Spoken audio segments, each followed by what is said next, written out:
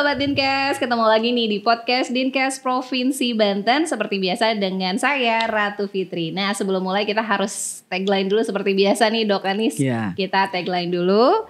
Sehat berawal dari saya.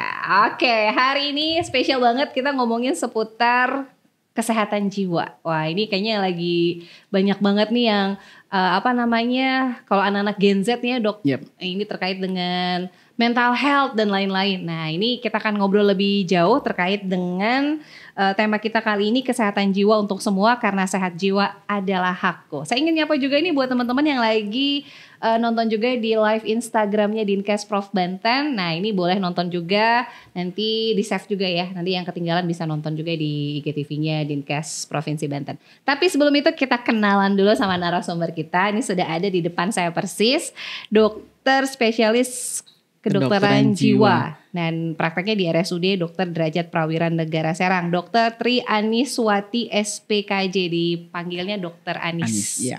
Assalamualaikum Dok. Waalaikumsalam warahmatullahi wabarakatuh. Apa kabar? Selamat siang. Gimana kabarnya Dok? Alhamdulillah baik. Baik. Ya. Wah ini pasti sebelum jauh ngobrol lebih panjang terkait tema, ini pasti yang tadi saya sudah tanya di off air saya tanyakan lagi.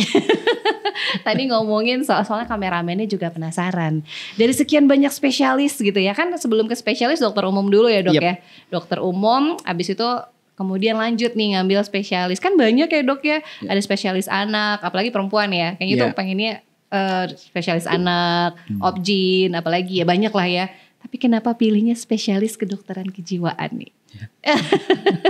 Kayaknya jadi dokter jiwa itu langka ya. Dan pasti banyak yang nanya gitu Dok. Iya, memang sebenarnya mungkin tanda kutip kalau diurut-urut buyut saya itu seorang kayak paranormal gitu. Jadi dulunya itu ada pasien yang lagi ngamuk-ngamuk, dia panggil dan dia bisa tenang, dikasih makan, duduk manis, bisa diarahkan. Ya saya juga nggak tahu.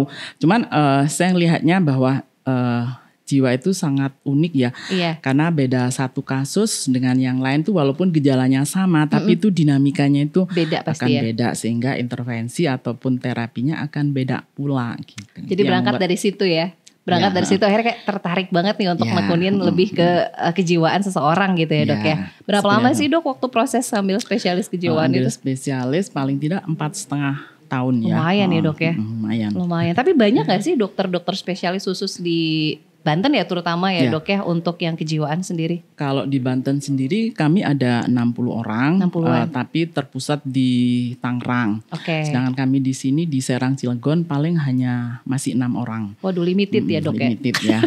Terbatas. Mudah-mudahan nanti ada yang lulus lagi kayaknya ya. Jadi bertambah lagi SDM-nya ya Dok dan, ya. Minat teman-teman dokter puskesmas ini sudah ada 3 orang yang mau ambil spesialis jiwa. Jadi ini karena memang masih tadi ya terbatas begitu ya. Karena ini juga memang panggilan hati juga ya Dok ya. Bisa jadi seperti itu. Kemudian ada passion dan ingin mendalami lebih dalam ya. Karena setiap orang tuh kayaknya pasti punya sisi mental yang berbeda. Sisi mental walaupun yang itu berbeda. satu saudara kali ya. Saudara ya Dok walaupun mungkin bisa jadi saudara kembar itu akan beda-beda. Tingkatannya, jenisnya gitu ya Dok ya. Oke, ini kita akan lebih dalam lagi ngomongin terkait dengan kesehatan jiwa untuk semua. Karena sehat jiwa adalah hak. Wah ini ngomonginnya soal hak juga nih. Nah kita ngomongin soal ciri-ciri. Tadi dokter Anis bilang kembar aja pasti bisa beda nih karakternya gitu ya. Cara dia menghadapi situasi dan kondisi pun pasti akan beda. Itu kan pasti dari karakter orang itu pasti akan berbeda juga solusinya. Nah ciri-ciri nih Dok ya yang memiliki masalah kejiwaan tuh kayak gimana sih Dok? Mohon maaf kan mungkin kalau kita lihat yang di rumah sakit jiwa, apa sebutannya orang dengan gangguan jiwa, ODGJ ya sebutannya. Apa mungkin yang yang juga memang masih ada di seputaran kita. Di seputaran kita gitu kan ya, kita suka melihat tuh ada yang bajunya mungkin udah kemana-mana gitu ya Dok ya. Itu yang kadang sudah suka menjadi kronis. Betul, bahkan ada yang juga nyerang gitu ya Dok ya.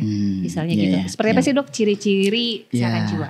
Jadi ciri-cirinya gini, kalau fisik kita bisa lihat ya seseorang itu pendek, tinggi, gemuk, putih, hitam.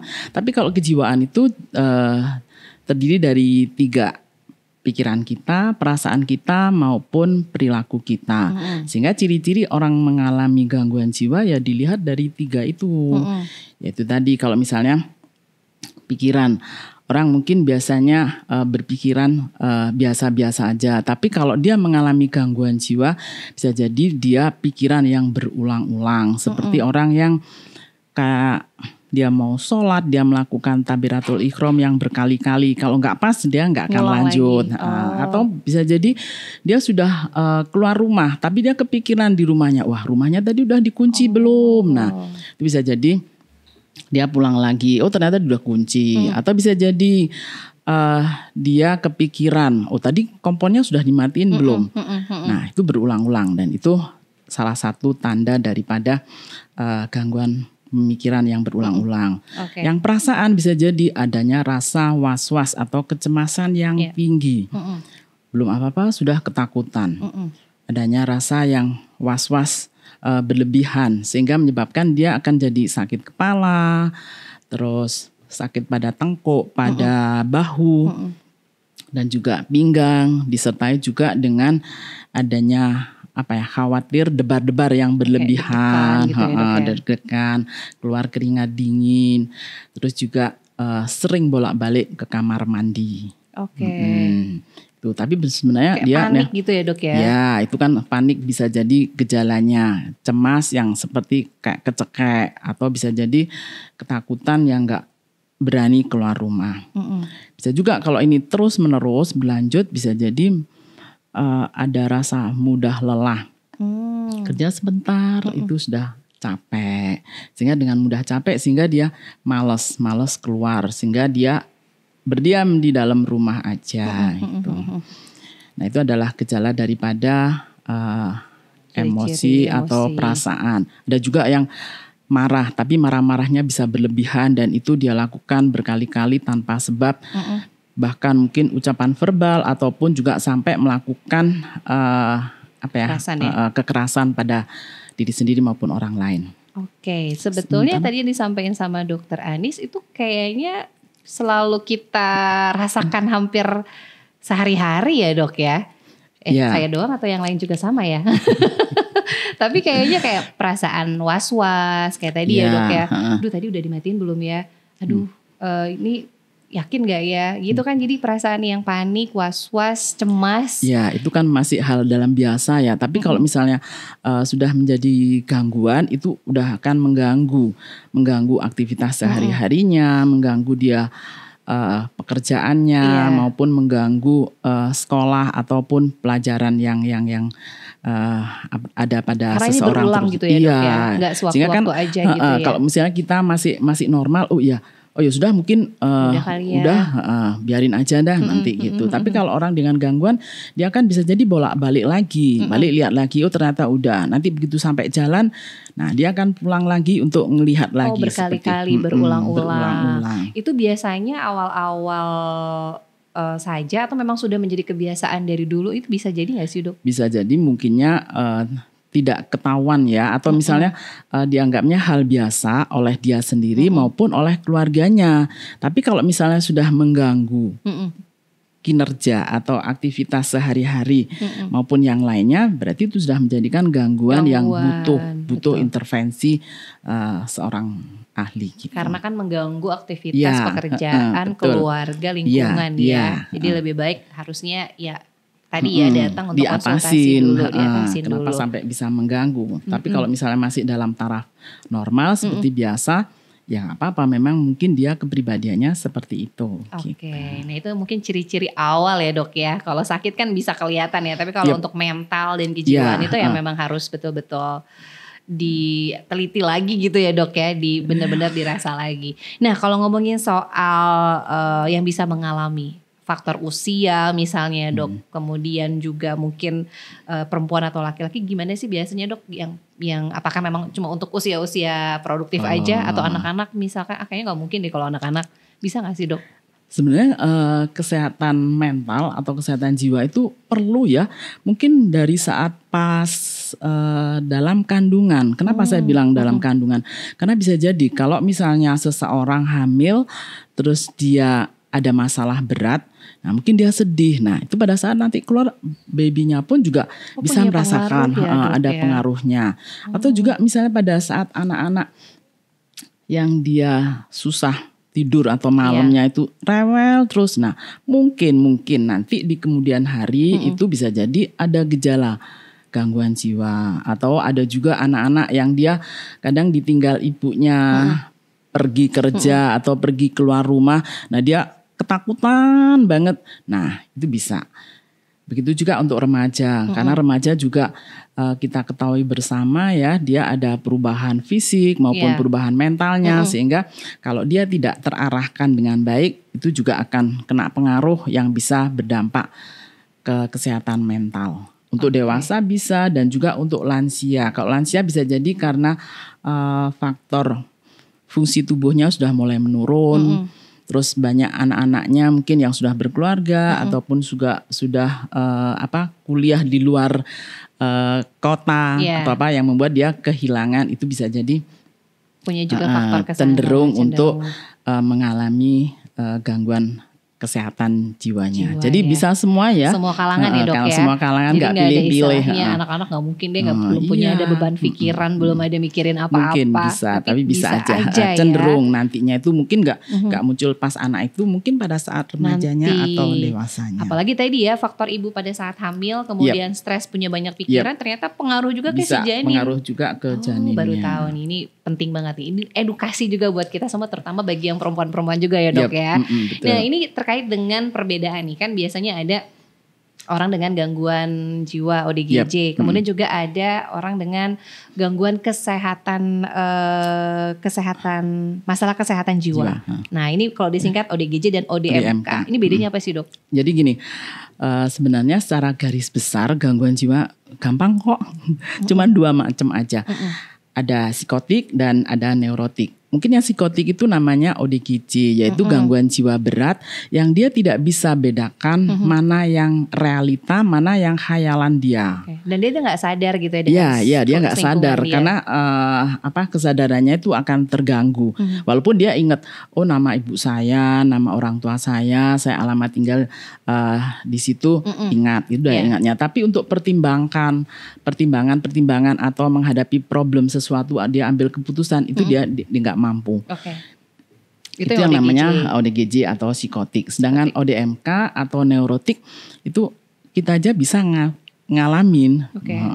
Ditandai dengan mungkin bisa jadi yang cemas berlebihan tadi, terus mudah lelah, atau bisa jadi cepat capek, malas aktivitas, kehilangan minat, gak bisa tidur, susah konsentrasi.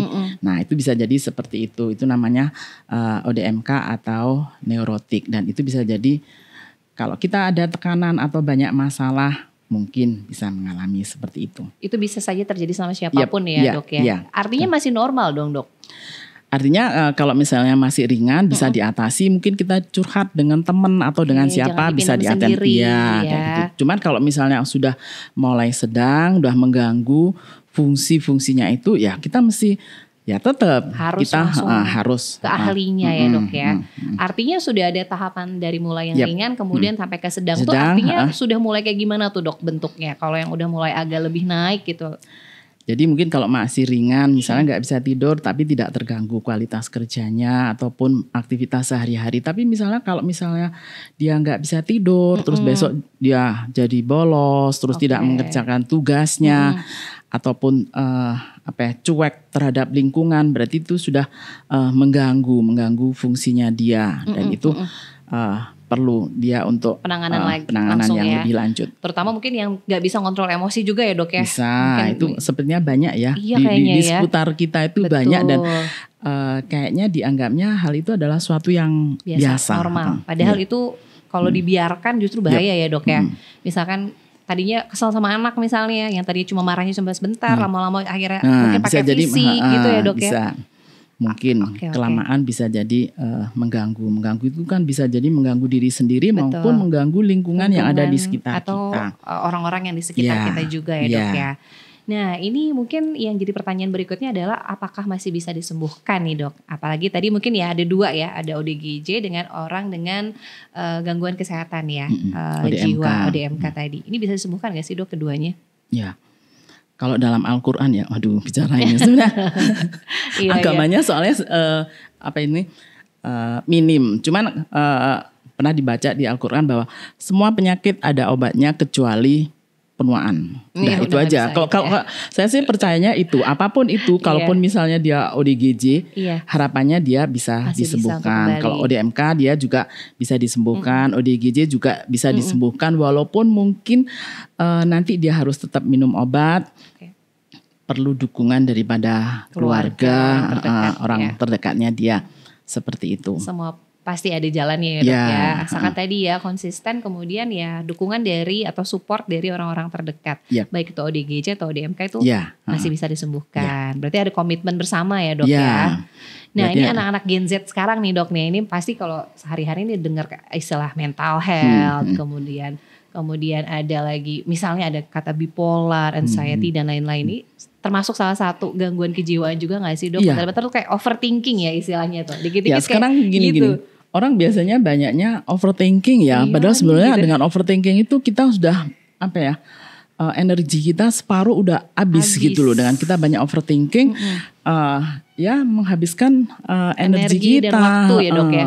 Kalaupun tadi bipolar tuh sebenarnya sudah masuk, harus intervensi karena udah ada gangguan perasaan, mood yang berubah atas gitu maupun nanti cepat lagi menjadi pool yang bawah, begitu juga sebaliknya. Gitu. Oke, ini berarti juga harus ada penanganan serius ya dok ya. Dok, ada nggak sih pengaruh misalnya masa kecil kita, pola asuh misalnya dari orang tua, kemudian akhirnya terbawa menjadi kebiasaan juga kemudian diulang lagi? Itu termasuk juga di salah satu itu juga nggak sih dok? Bisa, karena salah satu penyebab gangguan jiwa bisa jadi salah satunya karena pola asuhnya yang mungkin tidak konsisten antara orang tua bapak dan ibu. Nah itu bisa jadi menyebabkan kedepannya si anak akan cenderung untuk milih yang saya suka gitu loh. Kan kalau misalnya si ayahnya nggak boleh keluar, si ibunya boleh. Begitu nanti lain waktu sebaliknya, sehingga si anak nggak tahu mana yang harusnya kalau saya yang ini harusnya nggak boleh, ini yang harusnya boleh, sehingga dia akan ada prinsip bahwa yang penting gua senang gitu. Oke, itu juga ada pengaruhnya juga dari faktor pola asuh. Dan biasanya yang seperti itu yang sekarang ini nih banyak yang game online, yang pemakaian nafsa itu biasanya larinya seperti itu. Wah, ya ini berarti peran keluarga juga penting banget ya dok ya, peran keluarga. Kemudian untuk metode penyembuhannya nih dok, nah ini kan mungkin banyak yang masih awam juga. Nah ini sekalian kita tanya ini kan ada kalau dokter kesehatan jiwa berarti psikiater ya sebutannya dok. Ada kita juga mungkin mendengar istilahnya psikolog. Nah ini bedanya apa sih dok? Kalau sudah mengalami hal tadi, ini sebaiknya kita ke psikolog atau ke psikiater sih dok? Ya. Kalau psikiater berarti dia backgroundnya dari dokter, ambil spesialis 4,5 tahun jadi psikiater. Tapi kalau misalnya psikolog itu habis dari SMA dia kuliah psikologi.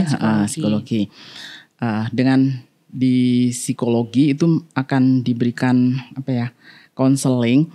Kalau misalnya orang mengalami suatu gangguan jiwa sebenarnya nggak apa-apa mau ke psikolog dulu. Nanti setelah itu kan biasanya psikolog akan memberikan tugas bahwa sebenarnya ada yang salah nih dengan kejiwaan sehingga kamu harus rutin melakukan gini seperti itu sambil nanti di follow up sama psikolognya. Seandainya hal itu tuh biasanya nih pasien tidak tertib dan tidak patuh terhadap hal seperti itu, maka gangguannya akan menjadi lebih berat. Nah lebih berat berarti dia harus butuh intervensi obat-obatan. Oke, berarti ada resep ya. Obat-obatan itu mutlak ya untuk kalau misalnya orang dengan gangguan jiwa yang istilahnya kayak ODMK tadi atau neurotik. Kalau dia nggak bisa tidur untuk sampai seminggu kan akan mengganggu kinerjanya. Bisa jadi seperti itu kan butuh dikasih obat supaya bisa tidur sambil dievaluasi tuh kenapa nggak bisa tidurnya seperti itu. Oke. Jadi metodenya minum obat, konseling atau ngobrol ya bercurhat. Kalau misalnya ringan mungkin masih dengan saudara atau dengan teman dekat. Orang yang kita percaya gitu ya dok ya. Kalau sudah lebih berat boleh ke ahli psikolog maupun psikiater. Dan tidak kalah penting yaitu tadi adalah aktivitas termasuk olahraga. Karena bagaimanapun juga orang-orang normal, maksudnya yang kita itu setiap hari kan beraktivitas, ada kegiatan, kerjanya di Dinkes, kerjanya sebagai petani, kan berarti ada kegiatan rutin yang harus dia lakukan. Seperti itu. Itu bisa mengalihkan juga mengalihkan, ya, Dok ya. Karena biasanya orang ODGJ itu yang psikotik kan dia banyak ngelamun, banyak berfantasi, banyak berkhayal. Tidak ada kegiatan ya. Karena dengan kegiatan, entah kegiatan di rumah ataupun juga ikut bekerja keluarga ataupun orang tuanya, itu paling tidak menghilangkan atau mengurangi fantasi ataupun berkhayalnya. Jadi bisa mengalihkan ya, Dok ya. Jadi ada dengan kegiatan. Nah, kan otomatis jadi fokus gitu ya, Dok ya. Jadi kalau lebih banyak ngelamun malah lebih resiko tadi lebih ya, resiko, Dok. Dan itu sebenarnya kalau di kami itu adalah pantangan, nggak boleh. Pantangan. Gak boleh larangan ya, gak itu boleh ya. ngelamun ya. Jadi gak boleh ngelamun, begadang juga gak boleh. Ya. Karena tidak menyehatkan. Bener, kalau tidak ada untungnya. Dilanjut nih lirik lagu. Nah terus nih, Dok ya, ada juga mungkin di beberapa tempat ya, mudah-mudahan sih udah gak ada sih, Dok. Tapi mungkin beberapa tahun terakhir kemarin masih ada yang mungkin orang dengan gangguan kejiwaan yang tadi mungkin yang pertama ya, Dok ya, yang memang dari segi kesadarannya sudah tidak ada, kemudian fisik dan lain sebagainya. Masih ada gak sih, Dok, yang dipasung kalau di Banten sendiri? Pasung sebenarnya banyak ya. Cuman kalau datanya saya terus terang aja nggak hafal ya. Ini tapi masih berapa ada data? Ya, Dok ya? Masih ada. Karena gini, bisa jadi orang yang mungkin gangguan jiwa karena pengobatannya tidak rutin. Nah, keluarganya main gampang atau mungkin dia membahayakan orang lain gitu biar lebih aman, lebih gampang, masyarakatnya udah pasung aja. Nah, jadi seperti itu. Padahal sebelumnya sudah dilepas, sudah ya mungkin bisa jadi sudah bekerja, tapi karena pengobatannya yang nggak rutin, terus support keluarganya yang nggak bagus, yang membuat dia dijadikan untuk pasung lagi gitu. Padahal sebenarnya kalau misalnya seperti itu, orang lain yang nuntut keluarga yang masung, itu nanti bisa kena pasal ya, melanggar hak asasi manusia. Itu nggak boleh, walaupun dari keluarga sendiri ya, Dok ya. Iya, benar. Karena tadi sesuai dengan tema kita, ini hak kita juga, hakku ini, jadi nggak boleh ya. Jadi lebih baik kan mungkin ada program dari pemerintah juga ya, Dok ya. Dalam hal ini mungkin Dinas Kesehatan juga punya program-program terkait dengan hal itu. Jadi daripada dipasung lebih baik mungkin diobati, bisa konsultasi dengan Dinas Kesehatan dan lain sebagainya. Jadi biar lebih nanti bisa balik lagi ke masyarakat gitu harapannya seperti itu. Dan memang ya itu tadi, banyak kok pasien-pasien saya yang bisa sembuh, akhirnya dia bisa berjualan, dia bisa sebagai guru senam, dia bisa sebagai MC di pernikahan, itu kan luar biasa banget, lebih produktif ya, Dok ya. Artinya harus disupport ya, Dok, harus ada dukungan. Jangan sampai kalau sudah ada gejala awal malah justru dipisahkan atau dipisahkan dari keluarga gitu ya, malah tambah-tambah ya, Dok ya. Jadi tadinya mungkin ringan jadi sedang, jadi berat lagi. Nah, makin tinggi makin berat, makin buruk, lama juga ya, Dok, makin lama proses penyembuhan dan pengobatannya. Oke, nah ini ya. Tapi mungkin kalau di kota udah agak jarang ya, Dok ya. Sepertinya nggak beda jauh ya. Kalau di Kota Serang itu masih ada. Saya pikir mungkin yang di selatan atau gitu masih ada. Oke, artinya ini mungkin bukan hanya mitos saja ya, tapi faktanya juga memang masih ada dipisahkan yang dari masih dipasung. Oke, artinya dibutuh sosialisasi juga nih untuk masyarakat luas ya. Mudah-mudahan dengan tayangan ini juga ada saudara, ada tetangga yang mungkin tahu gitu ya, Dok ya. Nah, ini perlu juga diinformasikan agar tidak lagi ada anggota keluarga yang sakit jiwa yang dipasung. Walaupun sebetulnya niatnya niatnya baik gitu ya, Dok ya. Baik gak ya? Baik menurut keluarga ya, supaya tidak ganggu. Tapi sebenarnya itu yang salah. Baik tapi kan belum tentu benar. Gitu. Apalagi tadi pemenuhan hak-haknya juga malah justru nggak ada. Dan apalagi nanti malah lebih sakit ya, Dok ya. Tadi udah sehat dari jiwanya aja, malah nanti fisiknya juga ikut sakit ya, Dok. Bisa, karena akibat pemasungan itu kan berdampak ke fisiknya juga. Karena nggak gerak, bisa jadi kaki-kakinya menjadikan atrofi atau mengecil. Itu mungkin aja seperti itu. Oke, nah ini ya masih ada berarti. Dok, ada tes kesehatan atau screening nggak untuk menentukan seseorang itu mengidap masalah kesehatan jiwa? Bisa gak sih di screening? Kalau misalkan saya ngerasanya saya baik-baik aja kok gitu. Tapi kan gak tahu ya kalau dalam situasi kondisi tertentu, bisa gak sih, Dok?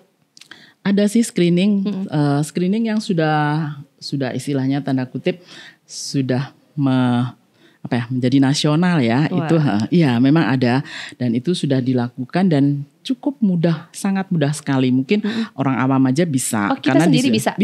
Oh, okay. Ada namanya SRQ.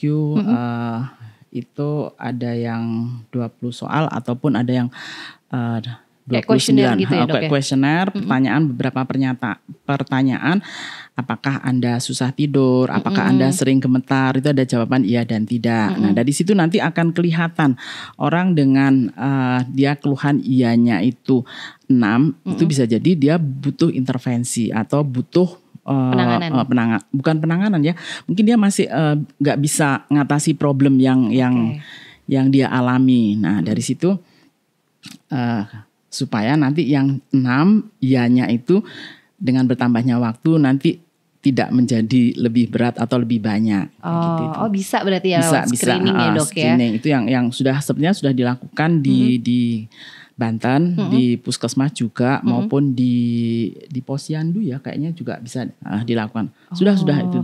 Artinya ini udah benar-benar istilahnya ya concern juga untuk masalah kesehatan jiwa ini ya Dok. Bahkan di tingkat terkecil pun di Posyandu pun juga sudah menyediakan. Dan sepertinya gitu ya. tahun Rizke sudah setahun kapan ya itu bahwa Banten itu screeningnya termasuk udah tinggi. Dibanding dengan daerah yang lain. Karena mungkin itu kepedulian kita dari dinas kesehatan yang ayo gerak semua jadi akhirnya jadi itu tadi fenomena gunung es juga ya Dok ya. Benar. Ya jadi makin dikulik makin yang lebih bagus ya Dok ya. Jadi kelihatan gitu, banyak daripada nggak ada kan justru malah jadi waktu nanti. Betul. Oke, ini penting sekali nih. Jadi kalau misalkan ada gitu di Posyandu atau di Puskesmas tadi ya Dok, boleh ya Dok ya. Emang orang yang misalnya dia dengan sakit yang kok sakit mahnya nggak sembuh-sembuh, kok misalnya gitu ya. Sakit kepala, tensinya itu nggak turun-turun. Nah boleh tuh nanti di screening dengan SRQ itu, oh nanti bakal kelihatan dia ngalami apa sehingga cenderung. Nah itu perlu diluangkan waktunya untuk mengeksplor keluhan atau gejala yang dia alami. Oke. Tapi biasanya cuma akhir bulan tuh Dok. Akhir bulan tuh biasanya keluar. Kayaknya kalau seperti itu sama dong. Sama ya. Itu beda ya Dok ya. Beda itu. Ya udah akhir bulan gini aja diirit-irit gitu. Makan telurnya nggak tiap hari, mungkin seminggu sekali. Biar bulan depan nggak kayak gitu lagi ya. Nggak perlu penanganan atau konseling kalau itu. Itu manage keuangan aja. Iya. Itu semuanya kayaknya ngalamin hal yang sama kalau akhir bulan. Apalagi kalau baca buku sedih gitu Dok. Buku tabungan ternyata. Oh iya gitu. Buku tabungannya udah menipis. Oke. Nah itu tadi ya. Jadi ada program. Nah kalau untuk rumah sakit nih. Ini kan Dokter Anis juga di RSDP. Artinya udah ada polinya ya Dok ya? Iya. Sudah ada polinya. Dan ini sudah lama kah untuk polinya di Banten lama sendiri? Sekali. Sudah lumayan, lama. Udah 16 tahun. Berarti sudah ada remaja kayak mau dewasa ya berarti 16 tahun. Iya, udah mau 17 tahun. Artinya ini sudah ada di Banten sendiri untuk poli jiwa namanya ya Dok? Iya, poli jiwa. Banyak kalau di Banten beberapa rumah sakit sudah ada poli jiwa. Dan sebenarnya kalau di Puskesmas itu sudah ada pelayanan untuk kesehatan jiwa karena kalau nggak salah nih ada 12 program pelayanan yang harus dilayanin di Puskesmas dan sepertinya di Banten sudah ada hampir semuanya Puskesmas sudah ada melayani. Dan obat-obatan untuk jiwanya sudah ada. Jadi kalau ada saudara kita yang mengalami gangguan jiwa udah nggak usah jauh-jauh, datang aja ke rumah sakit ya, ke Puskesmas juga sudah melayani, udah ada. Obatnya pun juga ada. Obatnya juga udah tersedia. Yang penting konsisten ya Dok ya tadi ya, konsisten kontrol teratur, minum obat teratur dan juga perlu dibantu atau disupport oleh anggota dilibatkan ya dalam kegiatan keluarga ya Dok ya. Maupun masyarakatnya. Nah gitu. itu kan biar bisa lebih cepat untuk penyembuhan normal lagi ya, bisa beradaptasi lagi. Berarti dukungan keluarga justru bukan malah dikucilkan ya Dok ya, malah dipisahin gitu. Jangan dikucilkan karena kalau dikucilkan nanti dia tambah merenung sendiri, dia nanti berkhayal lagi, yaitu yang menjadi gangguannya akan jadi lebih berat. Tapi kalau misalnya dirangkul oleh keluarga, yuk kesini nonton TV, yuk kita riungan bareng. Nah itu kan tumbuh tuh percaya dirinya ya Dok ya. Wah itu bisa balik lagi. Jadi penyembuhannya pun gak lama. Obatnya harus seumur hidup atau memang tergantung kondisi sih Dok? Tergantung daripada kondisi. Karena kalau misalnya orang dengan gangguan jiwa dia ketahuan lebih cepat dan dia diobatin di vaskes, baik itu di rumah sakit maupun di vaskes pertama di puskesmas, harapannya dia akan penyembuhannya lebih singkat daripada dia dianggapnya hal yang biasa sehingga penyakit itu menjadi Tambah kronis dan lama. menjadi tambah lama dan istilahnya prognose ya, dan kesembuhannya itu menjadi lebih menurun. Nah, gitu. malah makin Yep. susah gitu ya dok ya. Jadi walaupun sudah ada gejala awal langsung aja gitu ya dok sebaiknya ya. memang seperti itu. Oke. Kemudian nih dok, untuk kita nih kan tadi kan ada waktu-waktu tertentu ya, tingkat stres orang juga beda-beda. Gimana sih dok cara untuk bisa mengendalikan stres pada saat menghadapi situasi yang mungkin, aduh ini tuh kok berat banget. Apalagi perempuan nih kayaknya banyak gitu. banget ya dok ya. Oh gitu, berarti dokter enggak aku aja. Jadi gini. Sebenarnya kalau dibilang stres itu kayak imun untuk kejiwaan kita. Oke. Seperti dulu pas corona ada di vaksin ya atau nah itu kalau stres itu sebenarnya seperti itu, adalah imunitas untuk kejiwaan. Cuman kalau terlalu banyak stresnya, nah itu mesti dikelola atau di manage stres tersebut. Caranya yaitu tadi dicari nih apa nih yang menjadi sumber stres ataupun akar masalahnya. Jadi kalau ibaratnya stres kan kayak ada benang ruwet banyak gitu. Ya benang ruwetnya itu diurai. Di mana nih sumber akar masalahnya daripada stres itu. Nah, perlu dipilah nih ya, stresnya apa, dari dalam atau memang dari luar. Dari luar tuh mungkin dari orang nah, dari sekitar. luar itu bisa di luar kita.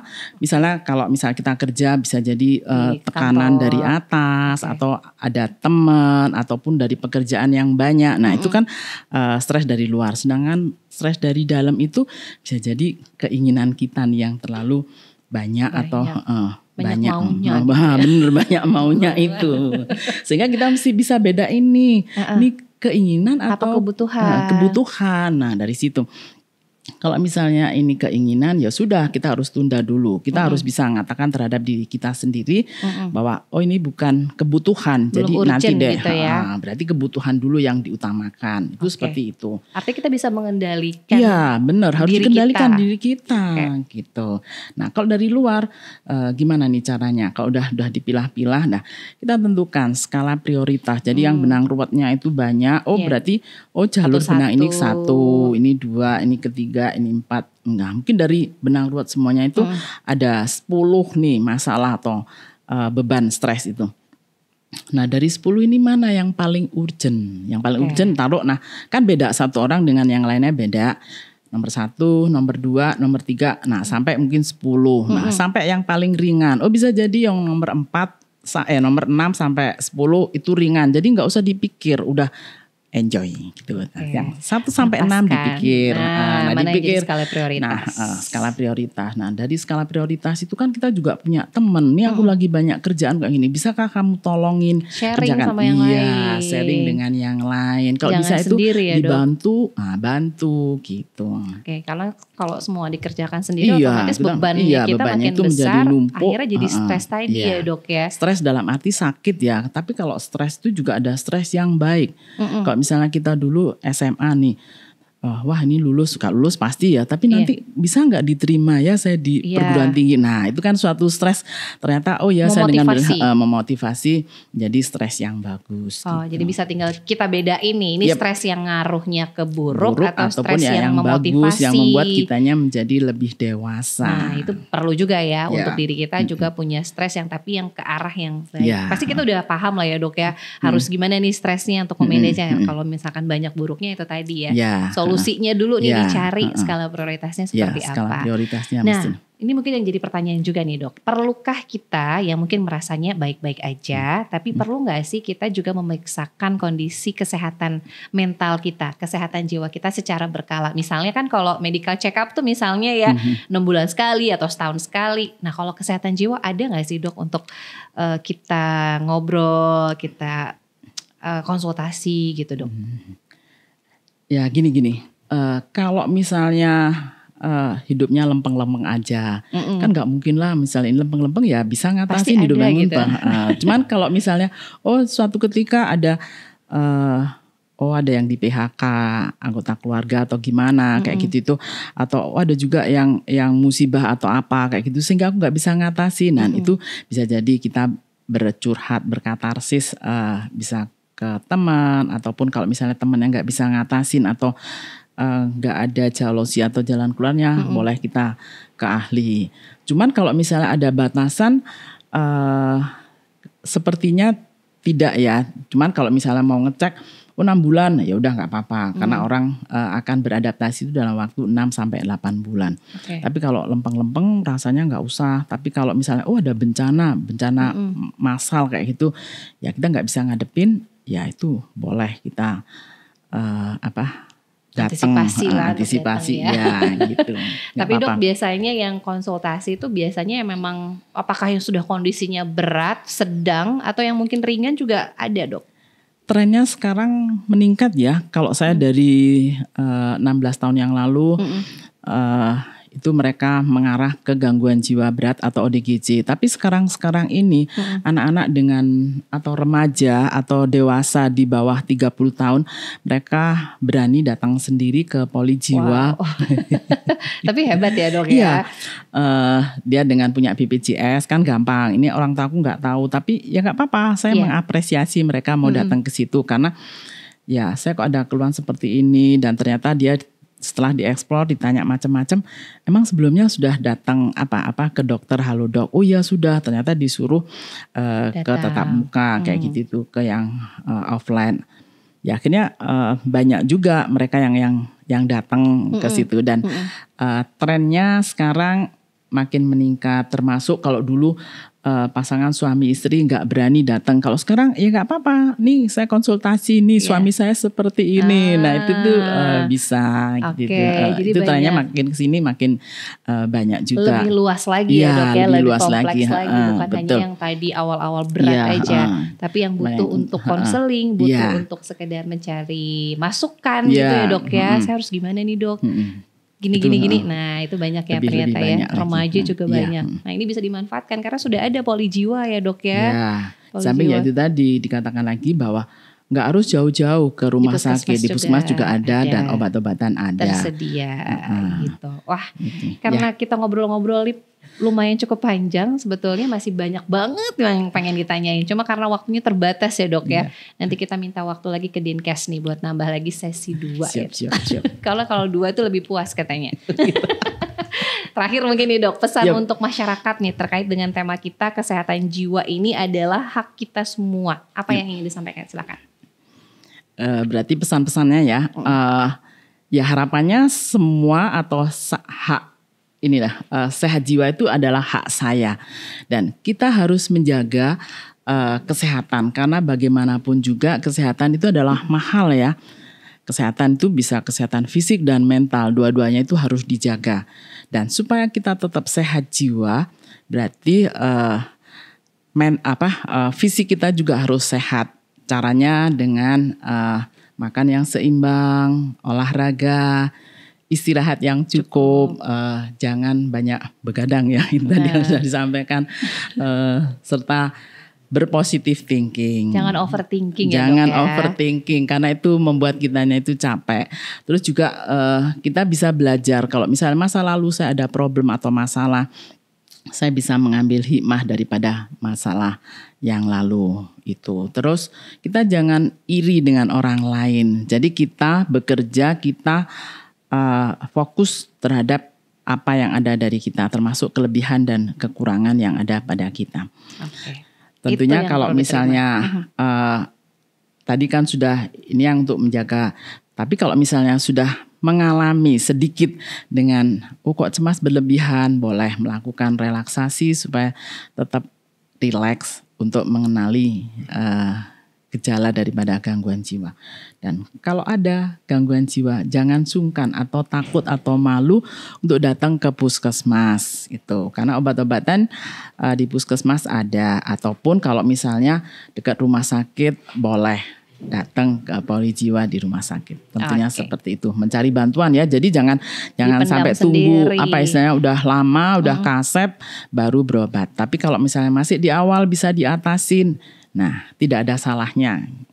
mencari gitu. solusi. Ya, Jadi jangan dipendam mencari sendiri, bantuan. minimal ngobrol dulu sama orang terdekat yang dipercaya. Kalau memang masih butuh bantuan, nanti bisa langsung datang ke ahlinya. Boleh. Dalam hari ini ke psikiater, karena sudah ada juga di Poli Jiwa, atau tadi ya puskesmas juga sudah melayani untuk konseling kejiwaan. Terima kasih banyak Dokter Anis sudah berbagi ilmu, berbagi dan sharing ya terkait dengan kesehatan jiwa. Sehat-sehat terus ya Dok ya. Sama-sama. Jangan kapok nanti kalau kita undang di sesi berikutnya, karena kesehatan jiwa ini penting juga. Saat ini sedang concern-concernnya juga ya pemerintah dalam hal ini juga untuk kita semua, bukan hanya generasi Z saja, tapi semua generasi sepertinya harus menjaga keseimbangan fisik dan juga mental. Oke, terima kasih banyak nih Sobat Dinkes sudah ikut nonton juga di Instagram. Jangan lupa di follow Instagram, kemudian YouTube channelnya dari Dinkes Provinsi Banten, dan nantikan juga tema-tema yang lain ya setiap minggunya insya Allah, nanti dengan tema-tema yang berbeda dari podcast Dinkes Provinsi Banten. Saya Ratu Fitri, Dokter Anis pamit. Terakhir tagline satu kali lagi Dok yang tadi, masih hafal gak? Sehat berawal dari saya. Oke. Terima kasih, sampai ketemu minggu depan ya. Dan terakhir, sehat berawal dari saya. Sampai ketemu lagi. Assalamualaikum.